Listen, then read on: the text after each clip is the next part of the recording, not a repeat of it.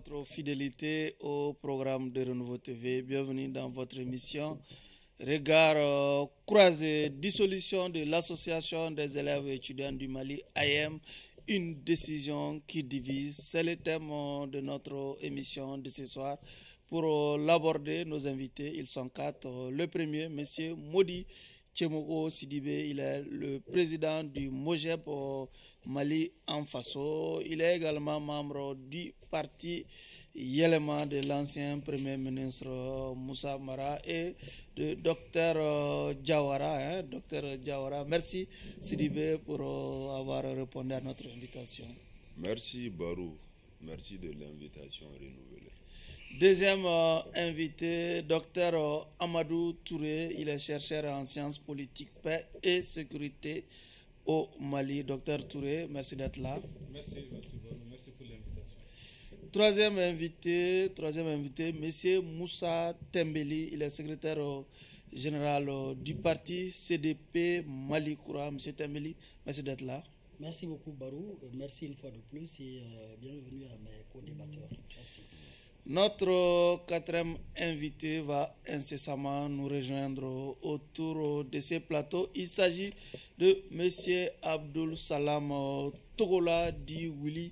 Il est ancien secrétaire général du bureau de coordination de l'association des élèves et étudiants du Mali, sinon de l'association dissoute, l'AIM. Il est l'ancien coordinateur, si vous voulez, l'ancien secrétaire général du bureau de coordination. Encore une fois, bienvenue à toutes et à tous dans votre émission Regard croisé.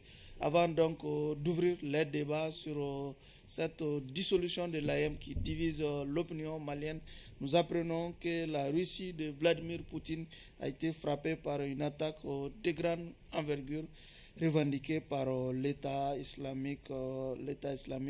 Monsieur Touré, votre commentaire par rapport à cette attaque enregistrée en Russie, à Moscou plus précisément. Par rapport à cette attaque, une première fois en Russie de cette ampleur, d'abord nous présentons nos condoléances pour les familles attristées et prompt rétablissement aux blessés. Et cela s'explique par ce que nous vécuons au Mali, c'est une guerre asymétrique. Donc, pensant que la Russie de Poutine est une puissance militaire, donc il va falloir que la Russie s'adapte à cette guerre asymétrique qui va être imposée par les groupes armés. C'est-à-dire taper sur les points les plus faibles de la Russie pour se faire entendre, pour amener Poutine à dire que nous sommes là et discuter aussi. Voilà, j'ai vu qu'ils ont dit que l'État islamique a revendiqué cette attaque. Voilà. Modi, votre commentaire? Oui, ça prouve à suffisance que le terrorisme ou les terroristes peuvent frapper partout et à tout moment et tout le monde. Malgré qu'on s'appelle la Russie, et les terroristes sont passés par là. Moi, je présente mes condoléances les plus attristées aux familles endeuillées et de dire que personne n'est à l'abri de cette guerre asymétrique et qu'elle peut frapper tout le monde. M. Tembeli. Alors moi je vais commencer par présenter mes condoléances aux familles attristées et donc dire en même temps aux Russes que nous sommes avec eux parce que c'est une situation que nous vivons tous les jours en Afrique de l'Ouest. Alors cependant je dirais que je vais éviter de me prononcer très tôt parce que l'État islamique a peut-être revendiqué, mais les enquêtes sont en cours. Est-ce que réellement c'est l'État islamique? On ne sait pas d'abord parce que des sources portent à croire éventuellement qu'il y a une main occidentale derrière, mais ça on ne le souhaite pas parce que ce serait un pas de plus vers une situation que nous ne souhaitons pas. Alors je dirais quand même que ça dénote également du fait qu'aucun système de sécurité n'est infaillible et qu'il faut se préparer, il faut se dire qu'à tout moment on peut frapper. Ok, il vient de nous rejoindre, nous l'avions annoncé, M. Abdul Salam Togola Di Willy, il est ancien secrétaire général du bureau de coordination de l'association, si vous voulez, l'association des élèves étudiants du Mali, ex-AIM, si on peut l'appeler ainsi. M. Togola, merci d'être là. Merci. On était justement en train de commenter cette attaque terroriste que la Russie a enregistrée hier déjà. Votre regard là-dessus? Je vous remercie pour nous avoir donné l'occasion de s'exprimer. Je remercie mes co-débatteurs d'être disponibles. Et en réalité, concernant le drame à Moscou, je pense que c'est une alerte qui prouve à tout le monde que ces gens-là n'ont pas de limite. Aujourd'hui, être une puissance sur le plan de l'armement et sur le plan militaire n'est pas un signe d'être épargné par les effets de ces gens-là. Et ça doit alerter tout le monde. Et nous déplorons et nous pensons que tout le monde, et ce n'est pas une guerre déjà gagnée, quelle qu'en soit votre puissance en armement, la guerre contre les terroristes, ce n'est pas une guerre déjà gagnée. Et ça, nous devons redoubler d'efforts pour y faire face. Pour revenir donc à notre plat de résistance du jour, après donc la dissolution de l'AIM par le Conseil des ministres, les commentaires vont désormais bon train au Mali sur le bien fondé ou pas de la décision. Si certains ont salué le gouvernement pour l'acte posé, d'autres par contre rejettent la décision et promettent de s'organiser pour s'y opposer. Déjà, monsieur docteur Touré, comment vous avez accueilli cette nouvelle de la dissolution de l'AIM et comment vous suivez déjà les réactions? S'agissant de la dissolution de l'AIM, il y a deux facteurs qu'il faudrait mettre en avant. Déjà, question fermée, une bonne ou mauvaise décision? Bon, c'est une bonne décision parce que ça a été décidé lors des assises des États généraux de l'éducation. Et cette assise, à mon avis, a pu regrouper l'ensemble des acteurs, non seulement les représentants de l'État au niveau des régions, communes, cercles, les associations, les acteurs de l'éducation. Donc la difficulté qui se pose, pourquoi accepter que ce soit une recommandation? Et ça veut dire que toute recommandation a pour but d'être exécutée. Donc le gouvernement, à mon avis, n'a fait qu'exécuter une des recommandations. Et s'agissant de l'AIM, c'est vraiment regrettable. L'AIM, à ce jour, ne répond plus aux aspirations d'attente. C'est-à-dire que l'AIM vraiment ne répond pas aux aspirations parce que s'agissant de la quiétude, le bien fondé des études, l'AIM tourne vers un but politique où chacun cherche à attirer l'AIM vers soi. Donc ce que nous assistons aujourd'hui, c'est plutôt des guerres de personnes, une anxiété, c'est-à-dire avoir la peur de ce qui va se passer après. Parce que certains sont habitués à l'AIM. Et que deviendront-ils après l'AIM? Donc juste pour moi, c'est des querelles de personnes, c'est des débats vides de sens. Parce que l'État a pris l'avance. J'ai vu une note qui circule que le ministre d'État a instruit aux gouverneurs des régions de surseoir à toute activité concernant l'AIM. Donc nous sommes déjà dans une phase de dislocation et on peut dire d'enterrement de l'AIM. De liquidation. De liquidation de l'AIM parce que ceux qui vont s'adosser à mener des activités seront hors la loi. D'accord. Donc c'est ça que je peux dire à ce niveau. Moudi, en regardant, en lisant les commentaires sur les réseaux sociaux et dans les grains, on a l'impression que c'est une décision qui est loin d'être partagée par l'ensemble national. Bien évidemment, l'AIM est un mouvement qui a toujours ressuscité. Vous êtes un ancien de l'AIM? Un ancien secrétaire Jean-Lucien Mamadou Mbodj, candidat malheureux contre Amadoun à la Flash.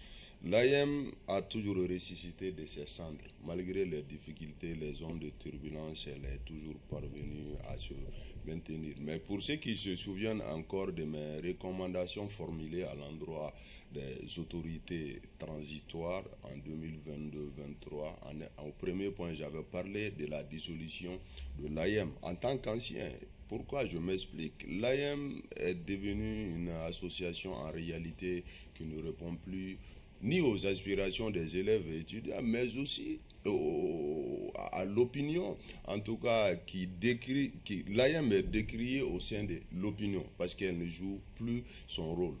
Quand je dis que l'AIM ne joue pas son rôle, l'AIM est un mouvement qui est censé défendre les intérêts des élèves et étudiants dans un cadre scolaire apaisé. Et cela n'y est pas. Pour ceux qui sont avisés et les fins observateurs, en tout cas de la scène au niveau des différents établissements du Mali, le moins d'expression de l'AIM demeure à beaucoup de coups la violence. Le moins d'expression de l'AIM demeure et reste à plusieurs niveaux de revendication, d'expression, de revendication, la violence.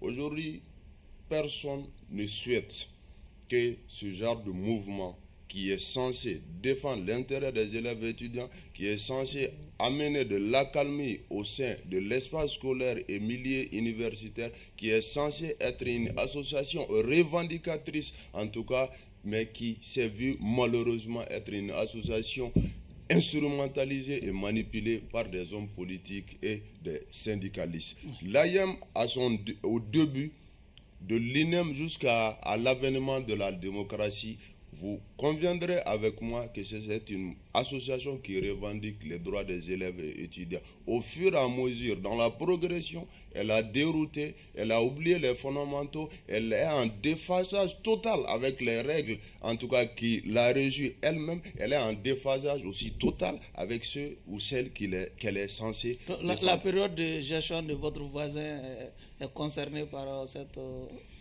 remarque?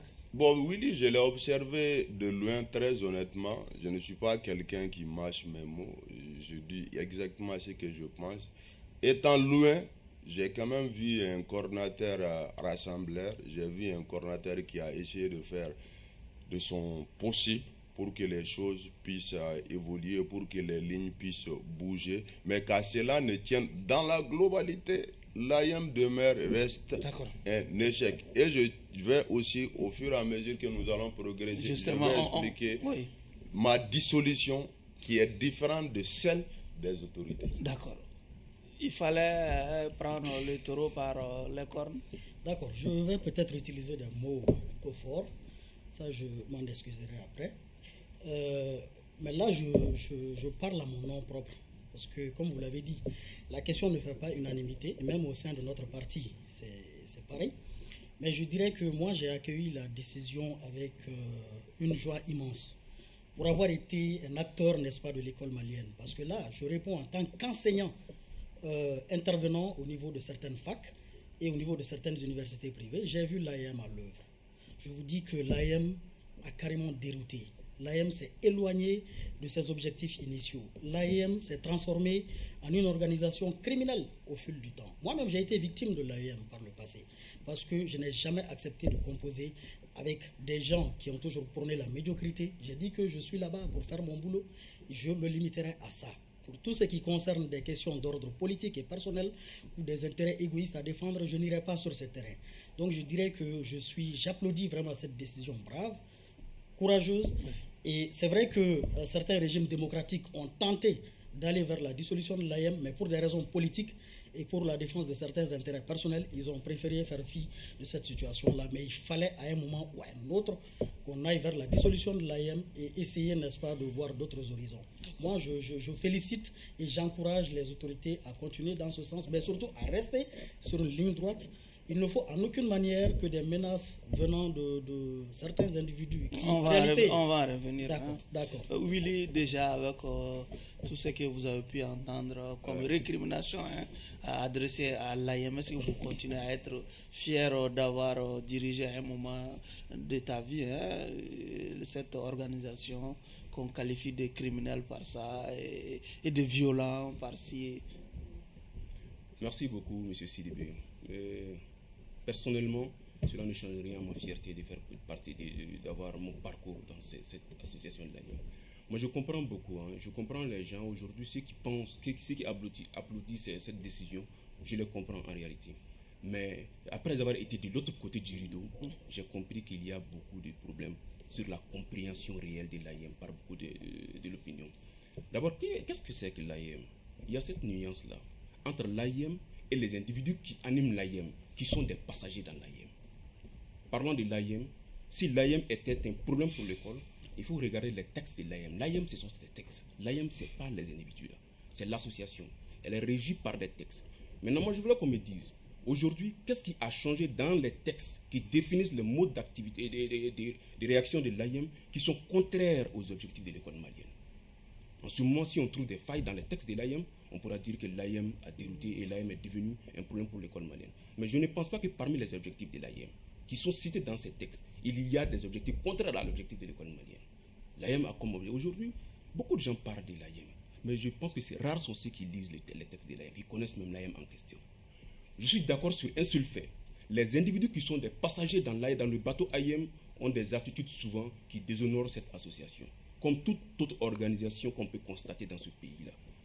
Je suis d'accord du fait qu'il y a des individus mal contrôlés, qui ne sont pas contrôlés, qui passent dans l'AIM et qui posent des actes dont on essaie de faire porter le chapeau à l'AIM en question. L'AIM en question n'est pas un problème pour l'école malienne. L'AIM en question n'a pas dérouté. L'AIM est la seule structure... Sauf que nous enregistrons des morts d'hommes souvent, Willy. Bien sûr. Des armes à feu sont découvertes dans les campus. Dans les campus. Oui. Aujourd'hui, ce qu'on peut reprocher des éléments de l'AIM, les éléments qui animent l'AIM dans ces générations, ce qu'on peut leur reprocher, c'est la violence. C'est l'utilisation des armes à feu à l'espace scolaire et universitaire. Je suis d'accord avec ça. Je m'inscris dans cette logique-là. C'est une réalité. Mais il fallait croiser les bras face à ces devoirs qu'on enregistre. Il fallait faire face au problème lui-même, le résoudre sans toucher à l'AIM, et c'était possible. Silibé, ça fait 20 ans. Depuis 2020, le professeur, peut-être qu'il pourra dire c'est vrai. Depuis 98-97, on parle de la violence dans l'AIM. Ce n'est pas récent. Depuis 98-97, on parle de la violence dans l'AIM. Il y a eu des assises contre ce phénomène de violence à l'espace universitaire. Depuis 20 ans, nous n'avons pas pu trouver la solution pour mettre fin à ces violences-là. Mais il est temps qu'on se pose la question, est-ce que les analyses qu'on fait, est-ce que ces analyses-là tiennent? Les solutions qu'on donne, est-ce que ces solutions tiennent? Moi, à mon humble avis, ce qui fait que depuis 20 ans, plus de 20 ans, nous n'avons pas pu trouver solution à la violence à l'école, c'est que nous avons déjà une cible préétablie dans la tête qui nous permet souvent de rater la vraie cause et la vraie cible. La prolification des armes blanches dans notre pays n'est pas de l'AIM. Si un étudiant arrive à avoir une arme à sa disposition, c'est qu'il l'a eu quelque part. Il ne peut pas la fabriquer. Il y a eu des moments dans ce pays où des groupes de gangs s'entretiraient avec des armes et des machettes sur les terrains de football, dans les regroupements. Donc depuis 98, 99, 2000, la prolification des armes blanches a pris de l'ampleur dans notre pays. C'est pourquoi il y a une commission de lutte contre la prolifération des armes blanches. Et ça, ce n'est pas l'AIM. Parlant de la violence, est-ce qu'il n'y avait pas des mesures qu'on pouvait prendre pour empêcher n'importe qui que tu sois d'avoir accès à l'espace universitaire avec une arme en poche? On peut prendre ces mesures-là. Des assises qui ont été faites n'ont pas proposé seulement que la dissolution de l'AIM pour éradiquer la violence. Pourquoi on n'a pas fait face à d'autres solutions qui ont été proposées que de passer par les raccourcis? Pour nous, les raccourcis, c'est de dissoudre l'AIM et puis c'est fini. Dissoudre l'AIM ne va pas mettre fin à la violence aujourd'hui qui gangrène notre école. D'accord. Touré, en essayant d'être sensible au développement fait par Willy, est-ce qu'il n'en pouvait pas être autrement? Oui, parce que ce que Willy dit, il essaie de faire ce qu'on appelle de défendre un peu l'AIM en disant que est-ce qu'on peut faire la différence entre l'AIM et les individus. À mon avis, cette dissociation n'est pas à l'ordre du jour. Quand on est membre de l'AIM, on agit au nom de l'AIM et pour l'AIM. Donc la dissolution a été claire. C'est relevant des faits, des portes d'armes de violence et des recommandations. Et parce que depuis 20 ans, si l'AIM n'a pas pu gérer le problème, et que depuis 20 ans nous sommes arrivés à 2024 pour devoir dissoudre l'AIM, c'est mieux. Parce que moi, ce que je dirais, c'est juste c'est l'anxiété qui est là, qui fait peur aux uns aux autres, surtout les membres de l'AIM. Juste après l'AIM, qu'est-ce qu'ils vont devenir? Et aussi, nous avons les anciens de l'AIM. Parce que pour moi, les gens s'approchent à l'AIM juste pour des buts personnels et des buts politiques. Sinon, pour l'AIM, c'est fini. Pensons autre chose, pensons comment reformuler, comment amener les étudiants à avoir un espace scolaire apaisé, comment avoir que les enfants puissent aller à l'école tranquillement, et aussi comment appuyer le ministère de l'Éducation dans sa fonction première qui est de donner de l'enseignement aux enfants. Ok. Vous disiez qu'on pouvait décider autrement. Effectivement, moi je comprends la narration de M. Togola. Il est récent au haut sommet, en tout cas, de l'appareil de l'AIM. Donc peut-être que je sens un peu touché par tout ce qui est dit. Mais c'est très normal, c'est de belles guerres. Mais ce qui est sûr, les agissements, il faut qu'on le comprenne, c'est au nom et au compte de l'AIM. Donc, on ne peut pas dissocier les individus qui animent l'AIM de l'association l'AIM. C'est pourquoi les démocrates sont fustigés de partout. Si c'était possible de dissocier les acteurs qui animent la démocratie et la démocratie elle-même. Maintenant, on aurait dû trouver qu'on ait quand même pu identifier un bon nombre de responsables politiques qui, en réalité, peuvent garder la crédibilité tant en tout cas souhaité. Maintenant, par rapport à la question posée par Barou. Barou, il faut être, c'est-à-dire réaliste dans cette histoire de l'AIM. L'AIM l'a dissoute dans un planning allant vers une refonte était possible. C'est-à-dire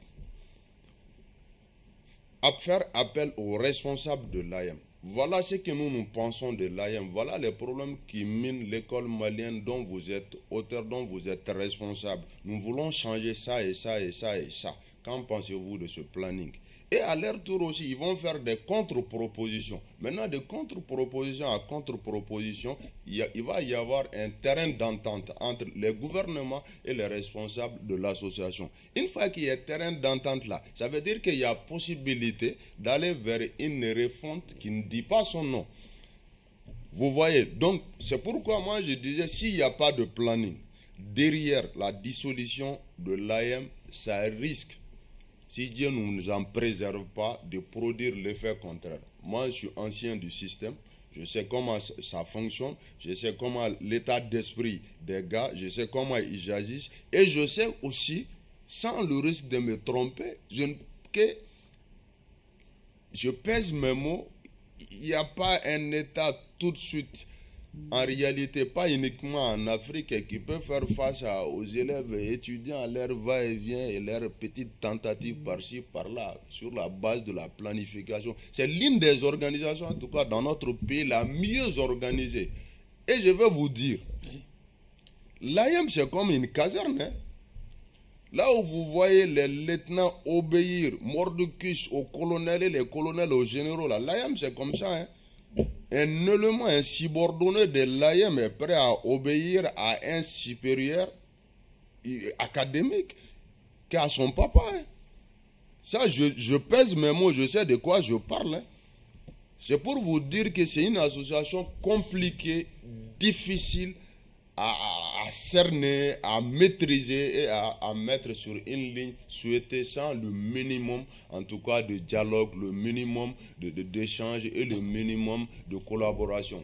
Moi, je vais quand même demander aussi, bien évidemment que je suis pour la dissolution, je ne le cache pas, je l'ai écrit en 2022-23, mais je vais aussi demander à nos autorités qu'il n'est jamais trop tard pour mieux faire, que ce planning dont je viens de faire cas était possible, qui va vers une refonte qui a en réalité la dissolution dans un commun accord avec les partis, en tout cas prenantes. D'accord. Tembele, en écoutant Togola et Sidibé, on a l'impression qu'il ne fallait pas jeter l'enfant avec l'eau du bain finalement. Ce qui est sûr, c'est déjà fait.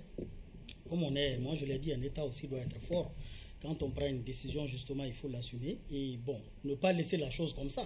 Comme il l'a dit, il faut peut-être qu'il y ait ce qu'on appelle des mesures d'après-guerre, comme on le dit.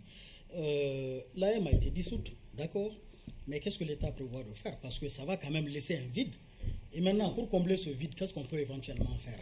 Il faut, moi je proposerais plutôt qu'on mette en place une commission de réflexion qui va justement réfléchir donc à la création d'une organisation de substitution, c'est-à-dire une organisation qui va servir justement d'interface entre l'administration scolaire et universitaire et les élèves et étudiants. Mais ça ne va pas se faire d'une manière, comment je vais dire, n'importe comment. Ça ne va pas se faire n'importe comment. Il faut que le choix des personnes qui vont animer justement cette nouvelle organisation se fasse de manière vraiment responsable, qu'on favorise, qu'on facilite justement l'accès à ces organisations-là aux étudiants brillants, aux étudiants qui savent en réalité pourquoi ils partent à l'école. Parce que malheureusement, nous avons remarqué que la plupart d'heures, les gens disent que l'AIM est une organisation qui représente l'image de la démocratie. C'est faux. Quand vous regardez les modalités d'élection des secrétaires généraux, vous vous rendrez compte que c'est tout sauf la démocratie.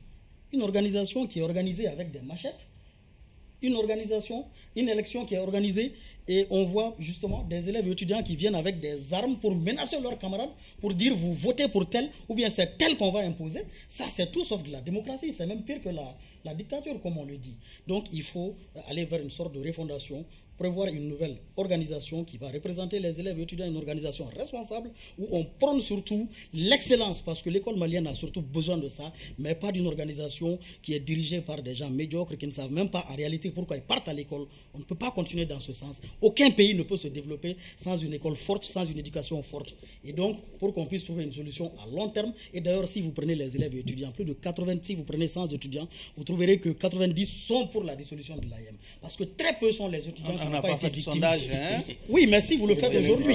Moi, je le dis parce que je côtoie le monde estudiantin, je côtoie les élèves et étudiants. Je sais ce que les gens pensent de l'AEM. D'accord. Moi, j'ai vu des situations où un enseignant organise son cours, on vient le faire sortir, parce que tout simplement, le secrétaire général de l'AEM a rendez-vous avec sa copine. On a vu des cas comme ça par le passé. Oui. Nous avons tous, moi, mon lycée, je l'ai fait au Mali, je sais de quoi je parle.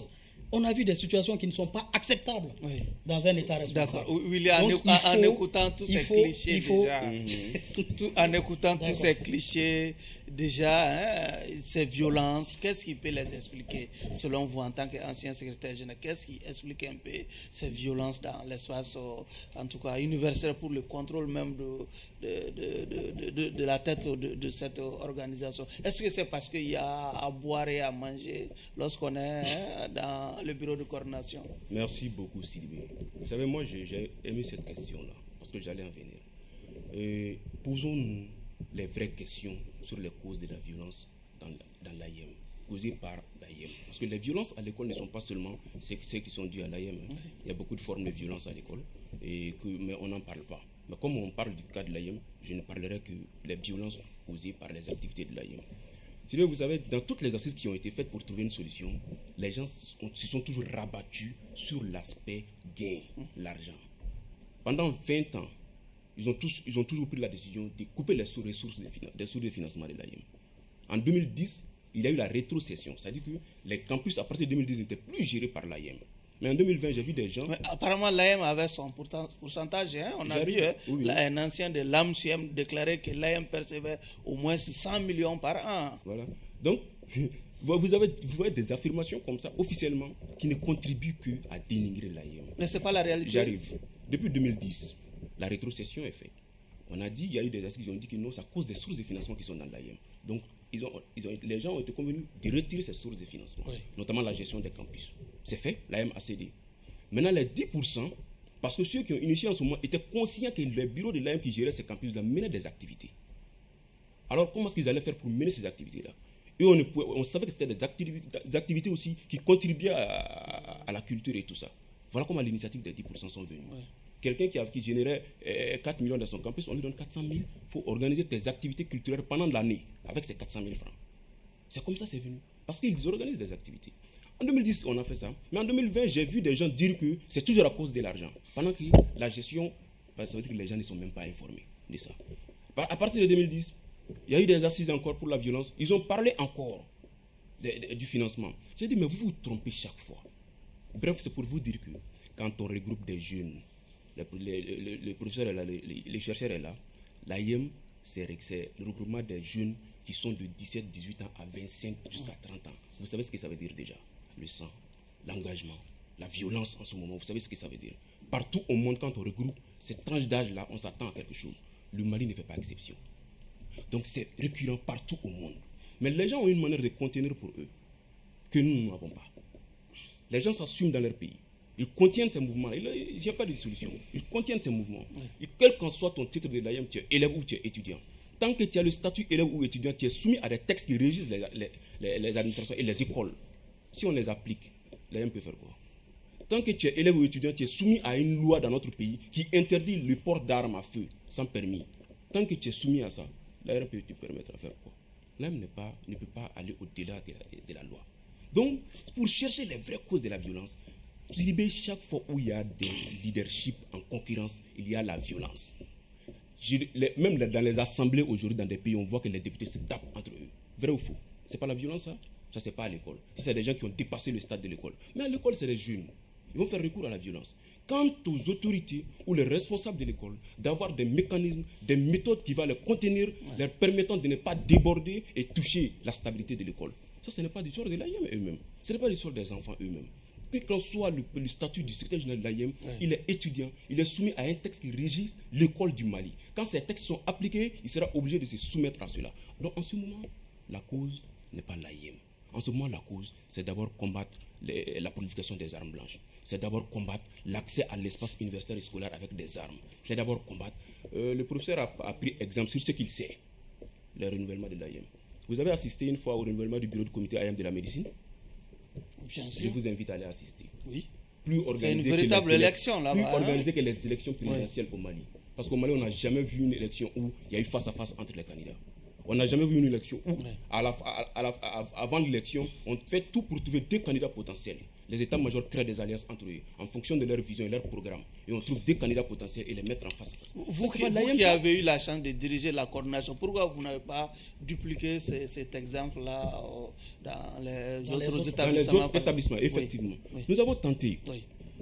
Sylvain, je vais vous dire que, généralement, quand tu te trouves secrétaire général, je suis mieux placé aujourd'hui pour le dire parce que je ne suis plus dans l'AIM.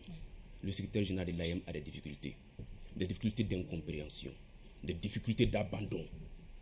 Quand j'étais secrétaire général, quand tu entends qu'il y a eu violence dans telle école, immédiatement tu es dans tous tes états. Parce que tu ne veux même pas entendre parler de violence. Ça impacte ton bilan.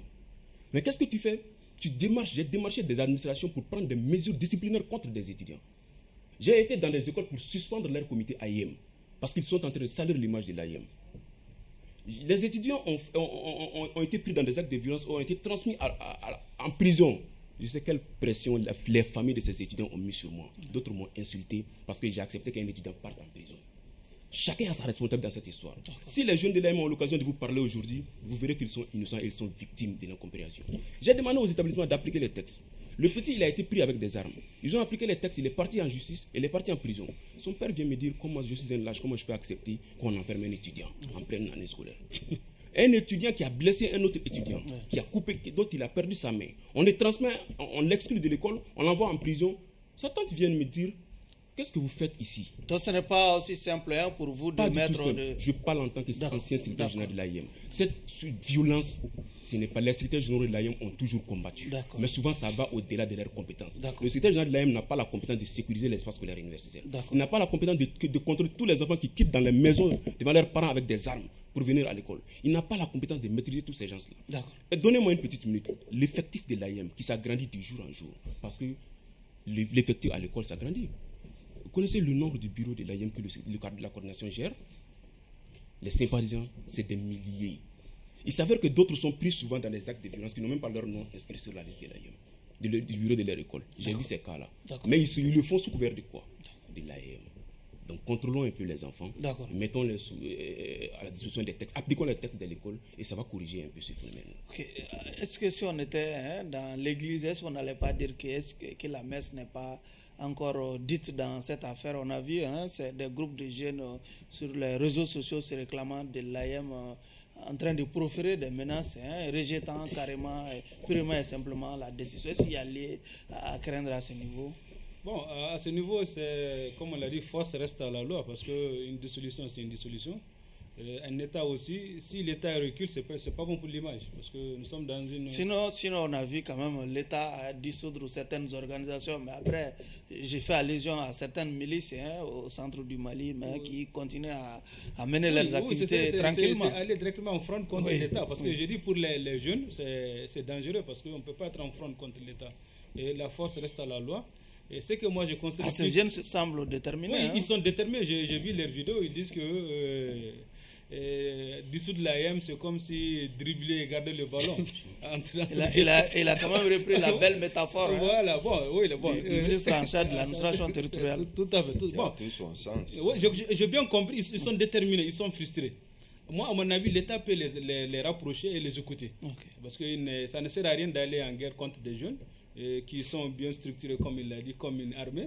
Parce que l'État, le Mali a beaucoup de difficultés et ça serait des pressions inutiles sur les autorités de la transition, sur la population qui dose déjà des problèmes d'électricité, des crises humanitaires, Gao, Kidal, j'en passe. Donc ils peuvent discuter, mais la dissolution est défaite.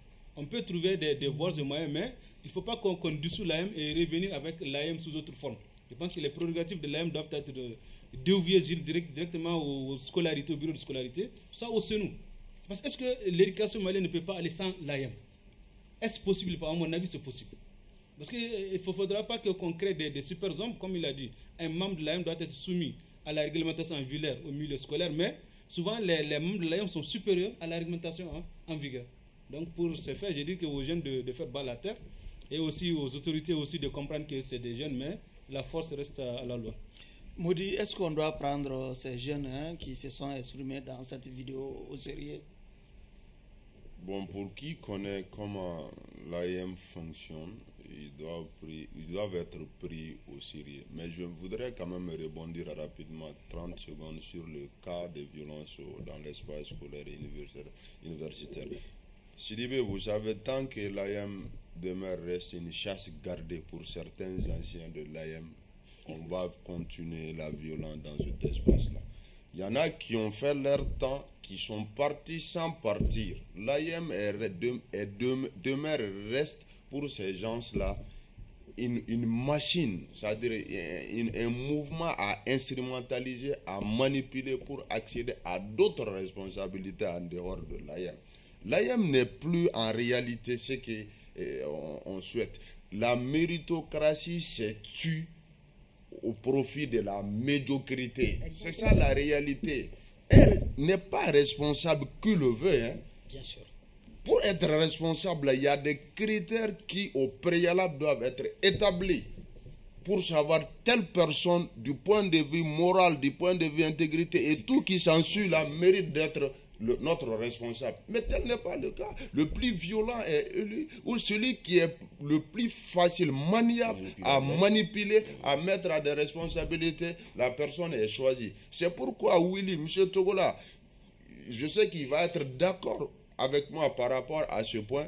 Ils vont effectivement rencontrer des difficultés. Quand on te met, tu donnes ton engagement et que tu vois après que l'intérêt supérieur des élèves et étudiants prévaut sur l'intérêt de ces gens-là, ces grands qui veulent avoir la main basse sur l'AM, finalement vous allez rencontrer des difficultés parce qu'ils vont pousser ta base contre toi afin de te destituer ou de te créer des pros, ou que tu sentes que tu es en position de faiblesse, qu'ils sont forts, que s'ils disent et qu'ils décident que tu n'exécutes pas, qu'ils peuvent te faire et défaire.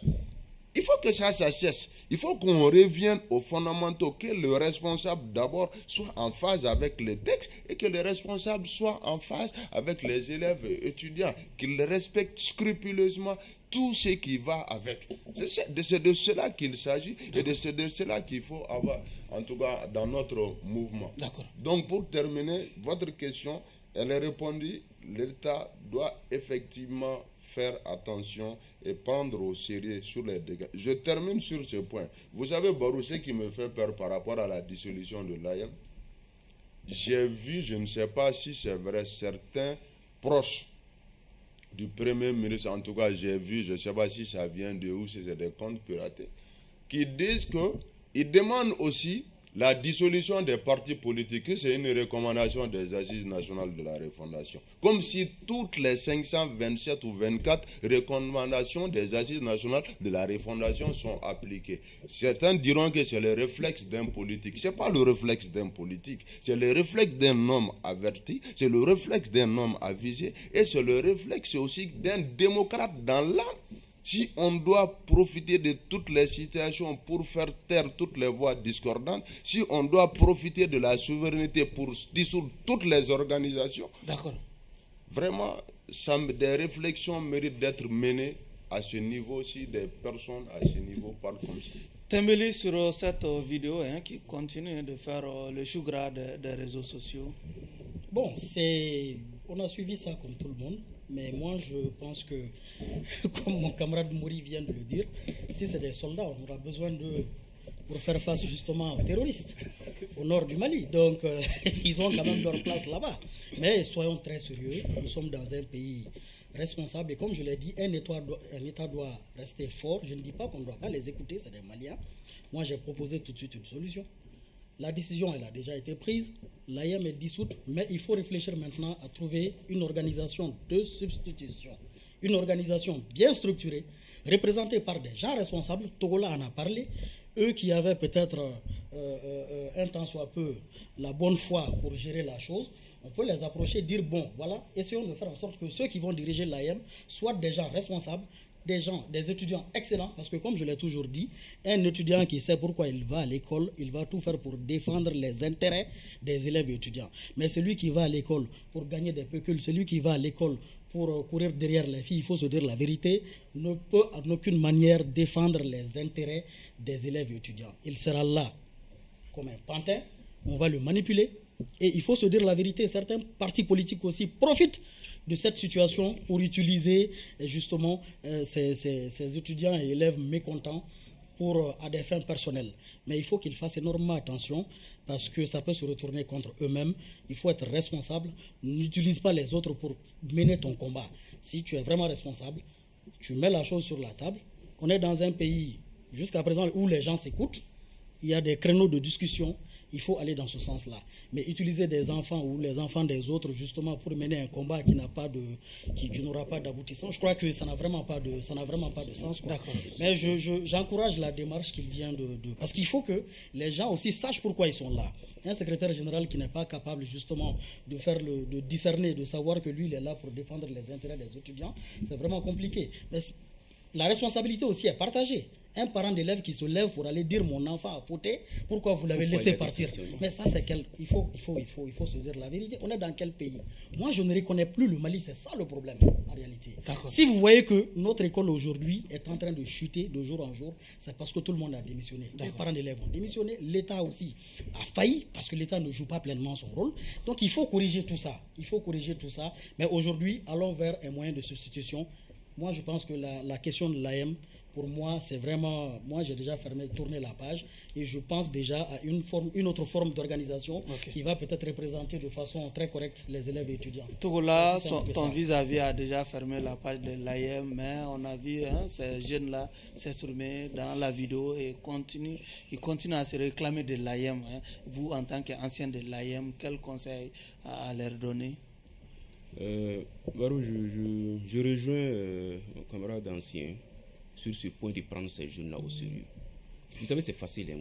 Vous êtes en contact avec eux, vous les connaissez? Pas encore. Moi, j'ai quitté, ça fait des années, il y a beaucoup qui me connaissent, mais moi, mes activités professionnelles aussi ne me permettent pas d'être toujours auprès d'eux, et c'est ce qui a créé un peu de distance entre moi et ces jeunes d'aujourd'hui. Comme le professeur l'a dit, ce sont les enfants du Mali, ce n'est pas des adversaires. Comme vous le dites, s'ils sont des soldats, on aura besoin d'eux. Ce sont des enfants. Sachons que ce sont nos enfants qui se plaignent parce que le porte-voix a disparu. C'est normal. La question n'est pas aussi uniquement l'AEM. L'école malienne ne peut pas rester sans représentation des élèves étudiants. L'UNEM elle a été dissoute. Après, on s'est rendu compte que non, 10 ans après, l'école ne peut pas rester parce que les conditions... J'ai écouté un jeune sur un plateau qui l'a dit. Barou, je suis témoin du simple fait de l'existence de l'AEM à l'école, quelle pression ça fait sur certains administrateurs et qu'ils puissent se tenir correctement.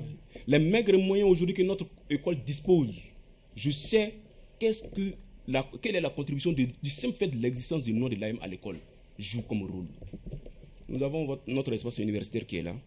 Vous avez passé les dépôts d'ordures qui sont là. Tous les administrateurs ne sont pas des saints aussi. Jamais. Non, et le professeur ne me dira pas le contraire. Ça, c'est vrai. L'existence de l'AEM recadre certaines personnes. Donc, le problème n'est pas l'AEM en question qu'on attaque. Le problème n'est pas l'AEM. Mais quelle qu'en soit l'organisation qu'on va mettre en place, c'est les élèves et étudiants du Mali qui vont animer cette organisation-là. Et si on ne corrige pas ce phénomène aujourd'hui qui frappe notre société, surtout sa jeunesse, ça va continuer. Si on ne prend pas des mesures dans nos écoles pour contrecarrer ces phénomènes de violence, ça va continuer. Donc j'ai dit que notre erreur, c'est que c'est la cible qui est l'AEM. Je ne sais pas pourquoi. Peut-être que l'événement de la démocratie, comme il y a toujours des polémiques autour de cette question de démocratie, d'autres disent qu'on n'est pas de démocratie. Peut-être qu'il y a ces rancunes-là qui continuent toujours à mon humble avis. Sinon, un tel sujet dans un pays, on l'analyse minutieusement.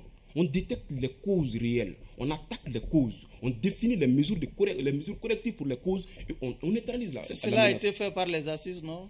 Cela a été, mais les assises ont donné quoi? Il vient de dire la dissolution de l'AEM. Est-ce que la dissolution de l'AEM est la solution de la violence aujourd'hui qui anime notre jeunesse? Non. Nous supposons que l'AEM, quand même, les représentants de l'AEM ont participé à ces assises. Je n'ai pas participé, donc je ne sais pas. Mais nous avons un ancien, qui l'a dit dans notre atelier, il a participé dans toutes les instances de l'assise. En aucun rapport, il est dit de dissoudre de l'AEM, les assises nationales. Il a dit, officiellement. Il dit, il défie quiconque qui peut venir lui présenter cela. parce qu'il a travaillé dans les commissions. Mais on entend partout, c'est les assises qui ont recommandé. Donc c'est dribblé, quoi. Voilà. Donc il a fait ce témoignage-là.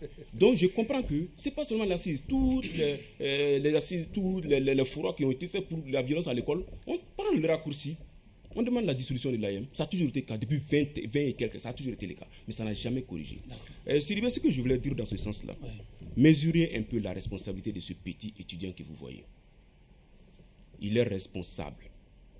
La responsabilité n'attend pas d'âge. Il a besoin de soutien et encadrement souvent. C'est notre fruit, c'est notre enfant, le secrétaire général de l'AIM. Le secrétaire général de l'AIM, Sidibé, écoutez-moi, il se trouve à un moment donné être le point focal de toutes les écoles au Mali, sur toute l'étendue du territoire national. Combien de lycées publics nous avons aujourd'hui dans les 19 régions? Qui peut mesurer cela? Il se trouve être celui-là qui corrompt les activités. J'étais secrétaire général, je n'ai jamais eu de maladie, de stress, sauf quand j'étais secrétaire général. Je sais ce que ça fait. Gao, aujourd'hui, il y a un problème à l'école, vous êtes appelé. Vous êtes obligé de courir au ministère. Le secrétaire général de l'AM se trouve le point focal du ministère de l'Éducation nationale pour toute question qui concerne l'éducation nationale, les écoles primaires et tout. Il se trouve à la fois être point focal du ministère de l'Enseignement supérieur. Les institutions de l'enseignement supérieur à Bamako, ils sont combien? Beaucoup. Tous ces sujets qui les conseillent, il se trouve être point focal de cela. Un autre aspect que les gens négligent et beaucoup ne savent pas, le rôle du secrétaire général du bureau de coordination dans le maintien de la sécurité. Les agents de la sécurité savent de quoi je parle. Donc, vous verrez des gens, cette responsabilité qu'il a, des gens qui sont dans le secret de cette responsabilité, peuvent être sensibles à son cas, peuvent savoir qu'il a besoin d'accompagnement, peuvent savoir qu'il a besoin d'être assisté. La relation entre l'AIM et les autorités, souvent, est mal interprétée. J'ai fait secrétaire général de l'AIM, comme l'a dit. Vous savez, souvent, il y a des tensions politiques dans le pays. Quand il y a une tension politique dans le pays, comme actuellement, je sais quelle est la pression sur le secrétaire général de l'AIM. J'ai vécu de mon mandat, c'était 2016-2017. Vous savez ce que ça veut dire 2016-2017? Les grèves intempestives, la pression sur le régime. Je sais de quoi j'ai été victime. On payait des gens pour publier contre moi, pour me déstabiliser. On tentait de diviser mon bureau pour pouvoir mettre en jeu, pouvoir mettre les élèves dans le jeu de déstabilisation. On tentait de monter mon bureau contre moi pour décréter des mots de grève parce que les enseignants étaient en grève, parce que les magistrats étaient à la fois en grève, parce que les médecins étaient à la fois en grève. Ces jours-là, si je n'avais pas pensé à ma vocation de protéger vos enfants à l'école, j'allais céder. Mais je me suis dit que ce n'est pas la lutte de les enfants dont j'ai la responsabilité aujourd'hui.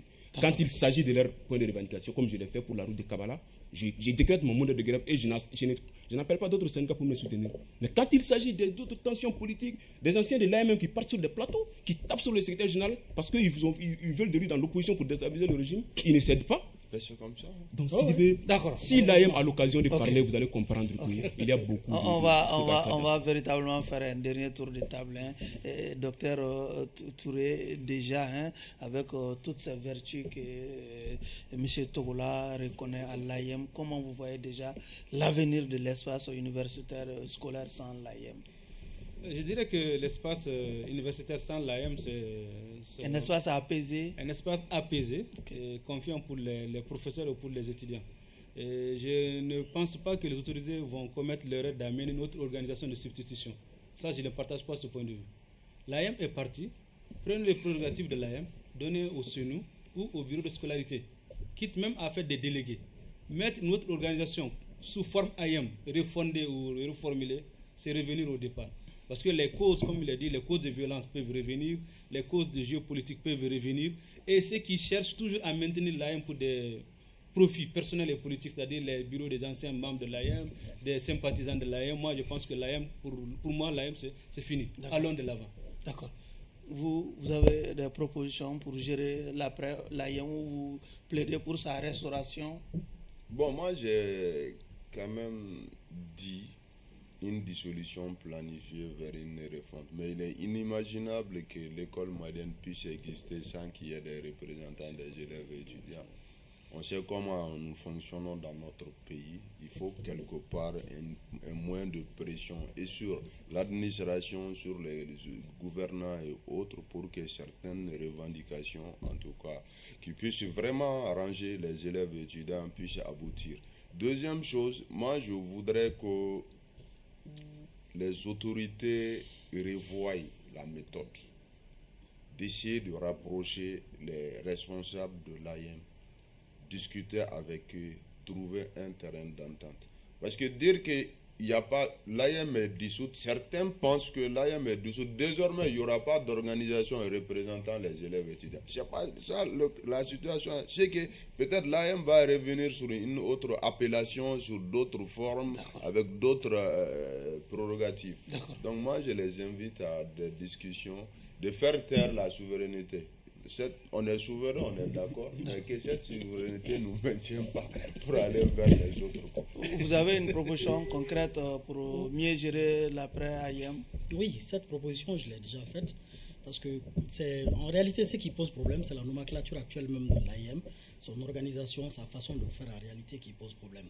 Donc, comme je l'ai dit, là, je ne vais pas dans le même sens que le professeur. Je pense qu'il faut donc essayer de créer un pont, c'est-à-dire des gens qui vont représenter les étudiants comme des délégués, mais qui seront quand même sélectionnés à la pointe même de la chose, quoi. C'est-à-dire qu'il ne faut pas que ce soit des gens faut que ce soit des gens responsables, des gens qui savent pourquoi ils sont là.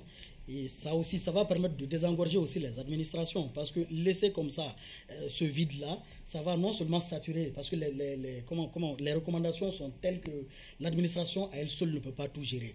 Donc il faut qu'il y ait des interlocuteurs, il faut qu'il y ait des gens qui vont jouer le rôle, n'est-ce pas, de facilitateurs, qui vont non seulement prendre en compte les préoccupations des étudiants, mais aussi servir, n'est-ce pas, de tremplin entre les autorités, les administrations et les étudiants pour faciliter un peu la bonne marche de l'école malienne.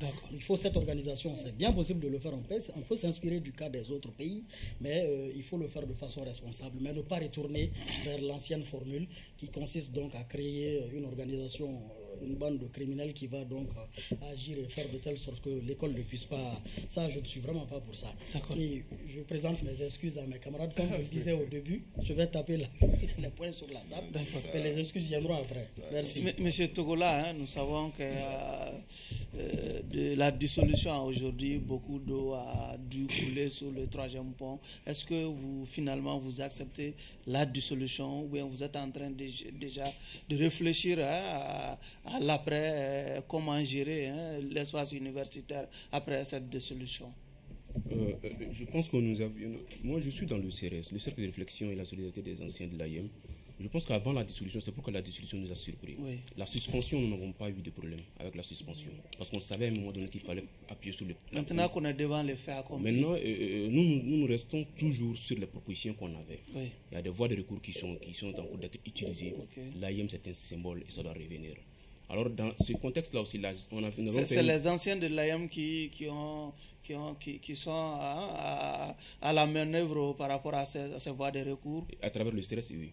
Et aussi, nous avons des propositions à faire. Nous avons fait une journée, un atelier qui a des recommandations sur l'organisation même de cet espace-là. Donc, pour vous, la dissolution n'est pas encore définitive. Nous pensons tant que la procédure cette voie judiciaire est encore ouverte. Les recours sont là. Ça, c'est la position du CRS à cet effet. Et nous pensons aussi que même si ça doit revenir sur d'autres formes. Ça doit revenir. Voilà, j'arrive. C'est pourquoi je vous disais que la suspension n'avait pas posé problème chez les anciens. Parce que nous savions qu'il faut réformer. Toute organisation dans ce pays qui a une telle durée de vie, 33 ans, 34 ans, comme l'AIM, ont eu besoin de réformes. Mais l'AIM souvent ne trouve pas d'assistance à ces niveaux-là. Donc nous, anciens, nous avons compris que ces jeunes sont abandonnés. Donc il faut réformer.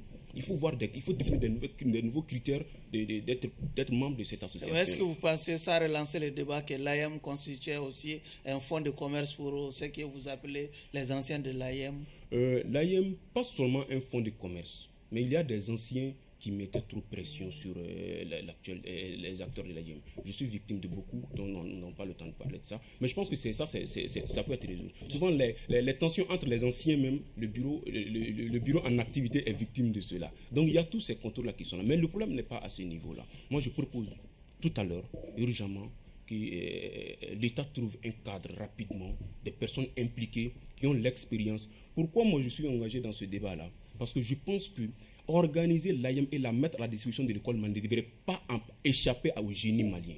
Moi, je sais qu'organiser l'AIM, la mettre à la forme de l'école, malgré son nom AIM, ça ne peut pas échapper à moi.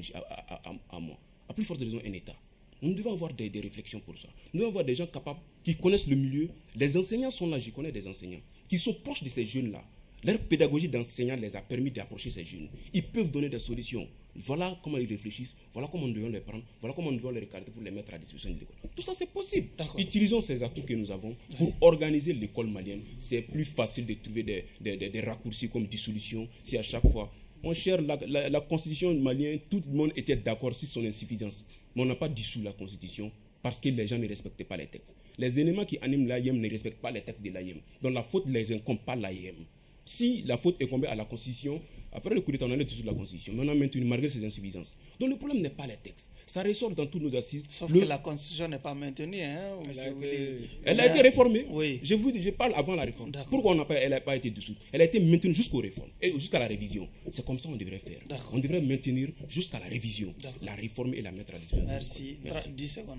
Voilà, je vous encourage vraiment dans cette démarche-là. C'est pourquoi d'ailleurs j'ai parlé de la mise en place d'une commission de réflexion qui va essayer donc de rapprocher les différents acteurs et essayer de voir quelles solutions on peut trouver rapidement pour que ce vide-là ne subsiste pas et que ça influence un peu la bonne marche de l'école, quoi. Mais proposer des solutions vraiment tangibles, des solutions qui arrangent vraiment l'école malienne et qui vont uniquement dans le sens de la défense des intérêts de l'école. C'est tout. J'ai 12 points pour redresser l'école malienne. Ainsi prend fin ce numéro de votre émission Regard Croisé qui recevait donc comme invité Dr Amadou Touré. Il est chercheur en sciences politiques, paix et sécurité au Mali. Moussa Tembeli, secrétaire, et pas Moussa Tembiné, hein, Moussa Tembeli. Oui, Moussa Tembeli.